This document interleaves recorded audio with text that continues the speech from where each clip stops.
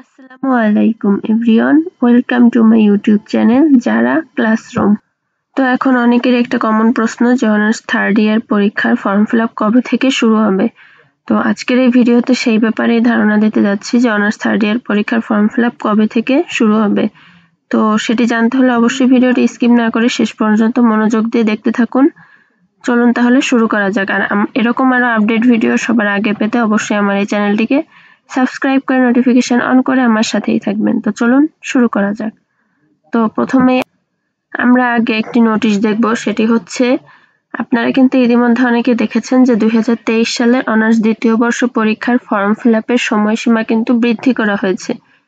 তো সেটার এখানে দেখানো হয়েছে যে 2023 সালের অনার্স দ্বিতীয় বর্ষ পরীক্ষার শিক্ষার্থীদের আবেদন, ফর্ম পূরণ, ডাটা এন্ট্রি নিশ্চয়ন, এটি হচ্ছে আবার টাকা জমাদানের তারিখ 11/11/2024 ছিল। যে সকল পরীক্ষার্থী নির্ধারিত সময়ে ফর্ম ফিল আপ করেনি তাদের বিশ্ববিদ্যালয়ের বিধি মোতাবেক 5,000 টাকা বিলম্ব ফি সহ এই সময়সীমা বৃদ্ধি করা হয়েছে, অর্থাৎ 5,000 টাকা জরিমানা দিয়ে ফর্ম ফিল আপ করতে হবে তাদেরকে। তো প্রথমে আবেদন ফর্ম পূরণের শুরু ও শেষের তারিখ, তো ডিসেম্বরের 1 তারিখে আবেদনটি শুরু হয়েছে এবং শেষ হবে হচ্ছে ডিসেম্বরের 17 তারিখ পর্যন্ত।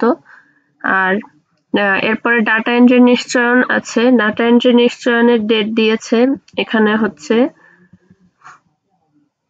ডাটা এন্ট্রি নিশ্চয়নের ডেট হচ্ছে ডিসেম্বরের 18 তারিখ পর্যন্ত এবং সোনালী সেবার মাধ্যমে টাকা জমা দেওয়ার তারিখ হচ্ছে ডিসেম্বরের 19 তারিখ পর্যন্ত।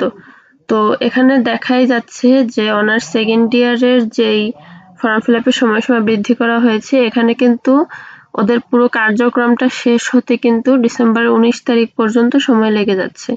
তো এই 19 তারিখের মধ্যে আর অনার্স থার্ড ইয়ারের ফর্ম ফিল আপ শুরু হবে না। তো ধারণা করা যাচ্ছে যে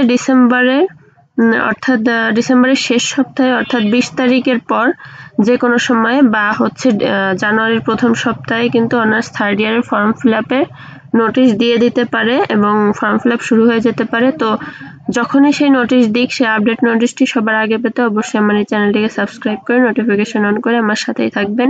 আর ভিডিওটি ভালো লাগলে ভিডিওতে একটি লাইক, কমেন্ট এন্ড শেয়ার করে আমার সাথেই থাকবেন। তো আজকে এই পর্যন্তই। ভালো থাকবেন সবাই। আল্লাহ হাফেজ। Thanks for watching my video.